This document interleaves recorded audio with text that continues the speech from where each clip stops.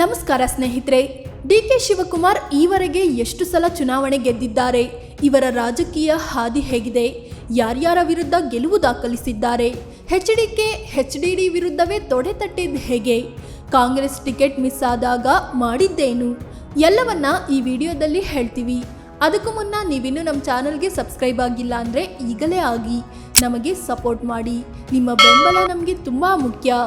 1985ರಲ್ಲಿ ಮೊದಲ ಸ್ಪರ್ಧೆ ಸೋಲು.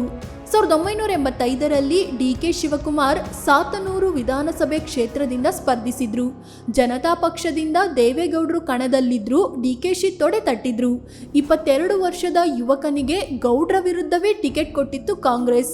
ಆದರೆ ಈ ಚುನಾವಣೆಯಲ್ಲಿ ಡಿ.ಕೆ. ಶಿವಕುಮಾರ್ 29,809 ಮತಗಳನ್ನು ಪಡ್ಕೊಂಡ್ರು. ದೇವೇಗೌಡರ ವಿರುದ್ಧ 15,000 ಮತಗಳ ಅಂತರದಲ್ಲಿ ಸೋಲು ಕಂಡ್ರು. 1989ರಲ್ಲಿ ಮೊದಲ ಗೆಲುವು. 1989ರಲ್ಲಿ ಡಿ.ಕೆ. ಶಿವಕುಮಾರ್ ಮತ್ತೆ ಕಾಂಗ್ರೆಸ್ನಿಂದ ಕಣಕ್ಕಿಳಿದ್ರು. ಜನತಾ ಪಕ್ಷದಿಂದ ಕಣಕ್ಕೆ ಇಳಿದಿದ್ದ ಯು.ಕೆ. ಸ್ವಾಮಿ ಅನ್ನೋರ ವಿರುದ್ಧ ವಿನ್ ಆದ್ರು. 13,000ಕ್ಕೂ ಅಧಿಕ ಮತಗಳ ಅಂತರದ ಗೆಲುವು ಅದಾಗಿತ್ತು. 1994ರಲ್ಲಿ ಟಿಕೆಟ್ ಮಿಸ್. 1989ರಲ್ಲಿ ಡಿ.ಕೆ. ಶಿವಕುಮಾರ್ ವಿನ್ ಆದ್ರು. 1994ರಲ್ಲಿ ಕಾಂಗ್ರೆಸ್ ಟಿಕೆಟ್ ಕೊಡಲಿಲ್ಲ. ಇವರಿಗೆ ಟಿಕೆಟ್ ಸಿಗದಂತೆ ಮಾಡಲಾಯಿತು. ಕಾಂಗ್ರೆಸ್ನಲ್ಲಿ ಬಿ ರಮೇಶ್ ಅನ್ನೋರಿಗೆ ಟಿಕೆಟ್ ಕೊಡಲಾಯಿತು. ಆದರೆ ಡಿ.ಕೆ. ಶಿವಕುಮಾರ್ ಪಕ್ಷೇತರವಾಗಿ ಕಣಕ್ಕಿಳಿದು ವಿನ್ ಆದ್ರು. ಡಿ.ಕೆ. ಶಿವಕುಮಾರ್ಗೆ 48,270 ಮತಗಳು ಬಂದರೆ ಕಾಂಗ್ರೆಸ್ನಿಂದ ಕಣಕ್ಕಿಳಿದಿದ್ದ ಬಿ ರಮೇಶ್ಗೆ ಬಿದ್ದಿದ್ದು ಜಸ್ಟ್ 3,794 ಮತಗಳು ಮಾತ್ರ. ಈ ಮೂಲಕ ಡಿ.ಕೆ. ಶಿವಕುಮಾರ್ ತಮ್ಮ ಶಕ್ತಿ ಪ್ರದರ್ಶನ ಮಾಡಿದ್ರು.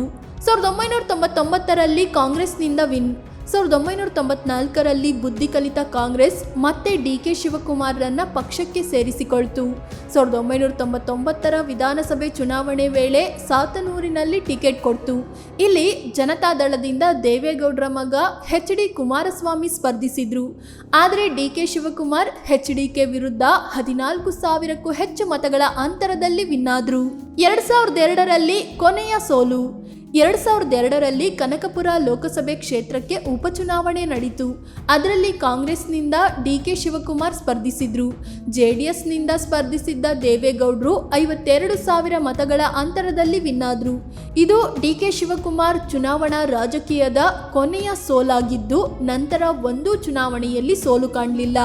2004ರಲ್ಲಿ 4ನೇ ಬಾರಿಗೆ ಶಾಸಕ.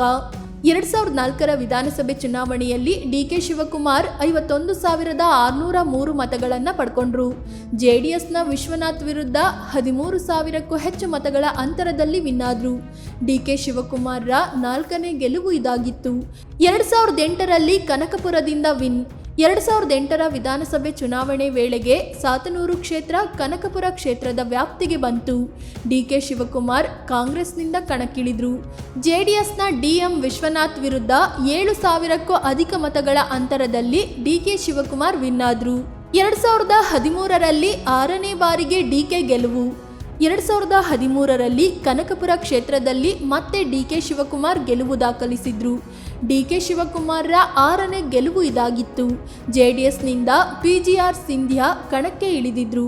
ಆಗಾಗಲೇ ಕನಕಪುರದಲ್ಲಿ ಪಿ.ಜಿ.ಆರ್. ಸಿಂಧ್ಯಾ 6 ಸಲ ಗೆದ್ದು ದಾಖಲೆ ಬರೆದಿದ್ರು. ಆದರೂ ಡಿ.ಕೆ.ಶಿ 13,000ಕ್ಕೂ ಅಧಿಕ ಮತಗಳ ಅಂತರದಲ್ಲಿ ವಿನ್ ಆದ್ರು. 2018ರಲ್ಲಿ 7ನೇ ಬಾರಿಗೆ ಡಿ.ಕೆ. ಗೆಲುವು. ಡಿ.ಕೆ. ಶಿವಕುಮಾರ್ 2018ರಲ್ಲಿ ಕನಕಪುರ ಕ್ಷೇತ್ರದಲ್ಲಿ ಮತ್ತೆ ಗೆದ್ರು. ಇದು ಅವರ 7ನೇ ಗೆಲುವಾಗಿತ್ತು. ಜೆಡಿಎಸ್ನಿಂದ ನಾರಾಯಣಗೌಡ ಕಣಕ್ಕಿಳಿದಿದ್ರು. ಈ ಬಾರಿಯೂ ಡಿ.ಕೆ. ಶಿವಕುಮಾರ್ ಬರೋಬ್ಬರಿ 80,000 ಮತಗಳ ಅಂತರದಲ್ಲಿ ಗೆಲುವು ಕಂಡ್ರು. 2023ರಲ್ಲಿ ದಾಖಲೆಯ ಗೆಲುವು. 2023ರಲ್ಲೂ ಕನಕಪುರದಲ್ಲಿ ಡಿ.ಕೆ. ಶಿವಕುಮಾರ್ ಗೆಲುವಿನ ಬಾವುಟ ಹಾರಿಸಿದ್ರು. ಇದು ತುಂಬ ದಾಖಲೆಯ ಗೆಲುವಾಗಿತ್ತು. ಯಾಕಂದರೆ ಈ ಚುನಾವಣೆ ವೇಳೆ ಡಿ.ಕೆ. ಶಿವಕುಮಾರ್ ಇಡೀ ರಾಜ್ಯದ ಚುನಾವಣೆಯ ನೇತೃತ್ವ ಹೊತ್ತಿದ್ರು.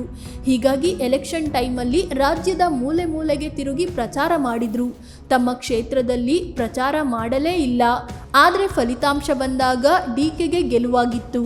1,22,000 ಮತಗಳ ಅಂತರದಲ್ಲಿ ಡಿ.ಕೆ. ಶಿವಕುಮಾರ್ ಗೆಲುವು ಕಂಡ್ರು. ಫ್ರೆಂಡ್ಸ್, ಇದು ಡಿ.ಕೆ. ಶಿವಕುಮಾರ್ ಈವರೆಗೆ ಯಾವೆಲ್ಲ ಚುನಾವಣೆಗಳಲ್ಲಿ ವಿನ್ ಆಗಿದ್ದಾರೆ ಅನ್ನೋದನ್ನು ತಿಳಿಸಿಕೊಡುವ ಪ್ರಯತ್ನ. ಇವರ ಬಗ್ಗೆ ನಿಮ್ಗೇನು ಅನಿಸುತ್ತೆ ಅಂತ ಕಾಮೆಂಟ್ ಮಾಡಿ ಹೇಳಿ. ಅದೇ ರೀತಿ ನೀವಿನ್ನೂ ನಮ್ಮ ಚಾನಲ್ಗೆ ಸಬ್ಸ್ಕ್ರೈಬ್ ಆಗಿಲ್ಲ ಅಂದರೆ ಈಗಲೇ ಆಗಿ ನಮಗೆ ಸಪೋರ್ಟ್ ಮಾಡಿ. ಧನ್ಯವಾದ.